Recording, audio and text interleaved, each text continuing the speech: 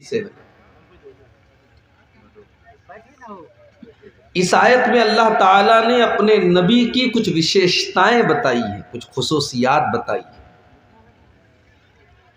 मैं चाहता हूं कि आज इस आयत के ऊपर पूरी तकरीर हो और इस आयत का मतलब मैं समझा करके मैं आपके सामने अपनी बात को खत्म करूं। अल्लज़ीना यत्तबिऊन अर्रसूल अन्नबिय्यल उम्मी। बड़े गौर से सुनिएगा, रात का वक्त है, मैं जान रहा हूं, हो सकता है आपकी आंखों में नींद भी हो, मगर आप गौर से सुनेंगे तो बड़ी पॉइंट की बातें इस आयत में आपको मिलेंगी।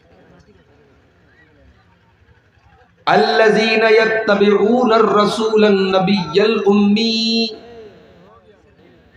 जो लोग मेरे नबी की पैरवी करते हैं, मेरे नबी की इत्तिबा करते हैं, मेरे नबी के रास्ते पर चलते हैं। कौन सा नबी? अल्लज़ीना यत्तबिऊन अर्रसूल अन्नबी, जो रसूल भी हैं और जो नबी भी हैं। What is the difference between Nabi and रसूल? नबी और रसूल के बीच में अंतर क्या है, फर्क क्या है? नबी किसको कहते हैं, रसूल किसको कहते हैं? मोटी मोटी बात आप ये समझिए, अल्लाह के जितने पैगंबर आए सब नबी थे मगर सब रसूल नहीं थे। रसूल उसको कहते हैं जो अलग शरीयत लेकर के आए, नबी उसको कहते हैं जो पिछली शरीयत को फॉलो करे, उसकी अलग से शरीयत न हो। हमारे नबी अल्लाह के नबी भी हैं और रसूल भी हैं। अल्लाह ने आपको अपना आखिरी नबी भी बनाया और अल्लाह ने आपको आखिरी शरीयत भी देकर के उतारा। आप एक ऐसी शरीयत लेकर के आए जिसने पिछली तमाम शरीयतों को मनसूख कर दिया।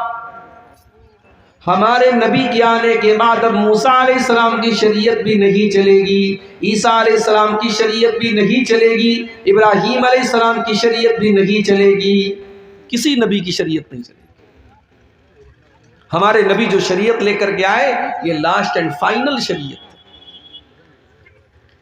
इन्नद्दीन इंदल्लाहिल इस्लाम, अल्लाह तबारक व तआला के नजदीक अब अगर कोई दीन स्वीकार किया जाएगा, एक्सेप्ट किया जाएगा, कबूल किया जाएगा तो इस्लाम ही कबूल किया जाएगा।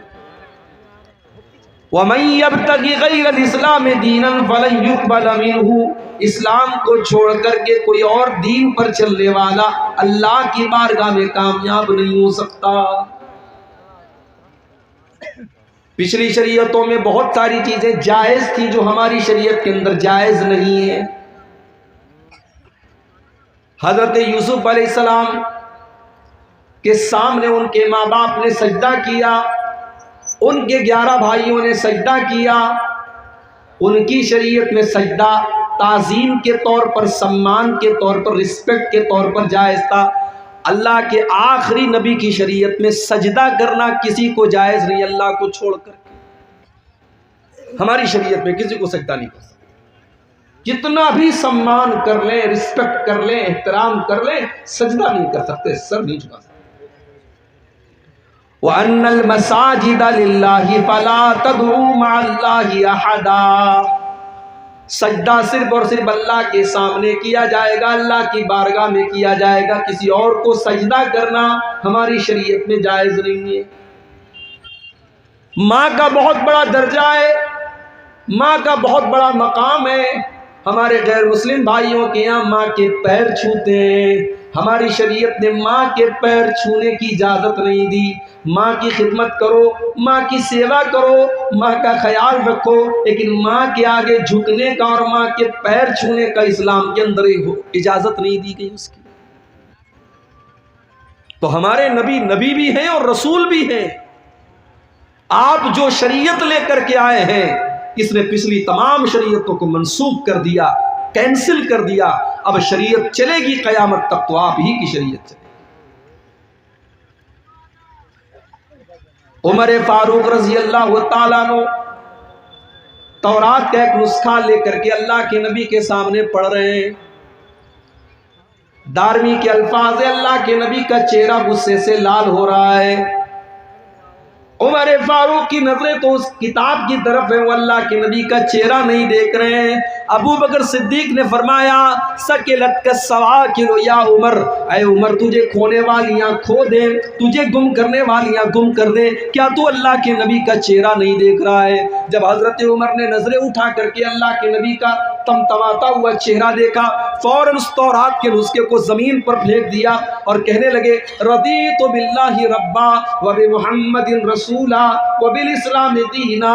ऐ अल्लाह के नबी, मैं अल्लाह को अपना रब मानता हूँ, मैं इस्लाम को अपना दीन मानता हूँ और मैं मोहम्मद सल्लल्लाहु अलैहि वसल्लम को अल्लाह का रसूल मानता हूँ। अब जरा जुमला सुनो, अल्लाह के नबी ने क्या कहा। आपने फरमाया कि ऐ उमर, उस अल्लाह की कसम जिसके हाथ में मेरी जान है, लौ काना मूसा हय्यन, अगर आज मूसा अलैहिस्सलाम भी जिंदा हो जाए, व अदरक नबुवती, और मेरी नबूवत का ज़माना मूसा अलैहिस्सलाम भी पा जाए, मा वसिअहु इल्ला इत्तिबाई, तो मूसा अलैहिस्सलाम को भी मेरी पैरवी करनी पड़ेगी, उनको भी मेरी शरीयत पर चलना पड़ेगा। मेरे दौर में अगर मूसा भी आ जाए तो मूसा की शरीयत नहीं चलेगी। ओ लोगों, जब मूसा की शरीयत मेरे नबी की शरीयत के अंदर नहीं चल सकती, तुमने अपने बुजुर्गों की शरीयत को क्यों चलाना शुरू कर दिया? तुमने अपने बड़ों की शरीयत को क्यों चलाना शुरू कर दिया? तुमने अपने इमामों की शरीयत को क्यों चलाना शुरू कर दिया? रब का कुरान पढ़ा जाए, नबी का फरमान पढ़ा जाए और उसके बाद कोई कहे कि मेरे इमाम ने ये कहा, मेरे बुजुर्गों ने ये कहा, मेरे बड़ों ने ये कहा, इससे बढ़ के शर्म की बात और इससे बढ़ के अफसोस की बात क्या होगी? तो मेरा नबी नबी भी है और रसूल भी है। अल्लज़ीना यत्तबिऊन अर्रसूल अन्नबिय्यल उम्मी, मेरा नबी नबी भी है और मेरा नबी रसूल भी है और मेरा नबी उम्मी भी है। उम्मी किसको कहते हैं? उम्मी बना है उम से, उम के माने माँ। माँ के पेट से बच्चा निकलता है तो पढ़ लिख करके नहीं निकलता है, अनपढ़ होता है। अल्लाह के नबी उम्मी थे क्योंकि पूरे अरब के अंदर ज्यादातर लोग उम्मी थे, पढ़ना लिखना नहीं जानते थे, पढ़ने लिखने का शौक ही नहीं था। अल्लाह ने अपने आखिरी नबी को उम्मी क्यों बनाया? कुरान उठाओ, कुरान का 21वां पारा उठाओ, अल्लाह जवाब देता है वमा कुन्ता ततलू मिन क़ब्लिही मिन किताबिन वला तख़ुत्तुहु बियमीनिका इज़ल लर्ताबल मुब्तिलून।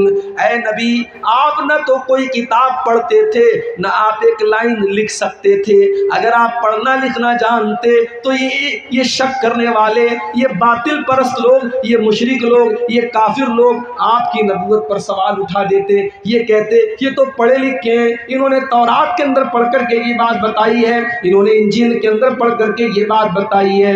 ऐ नबी, हमने आपको उम्मी बनाया, आपका कोई उस्ताद नहीं, आप किसी मदरसे में नहीं गए, आपने कलम चलाना नहीं सीखा, आपने लिखना नहीं सीखा, आपने पढ़ना नहीं सीखा, फिर भी आप अल्लाह का कुरान दुनिया को पढ़ पढ़ के सुनाएंगे। फिर भी आप नबी हैं और आप अपनी हदीसें पढ़ पढ़ के सुनाएंगे।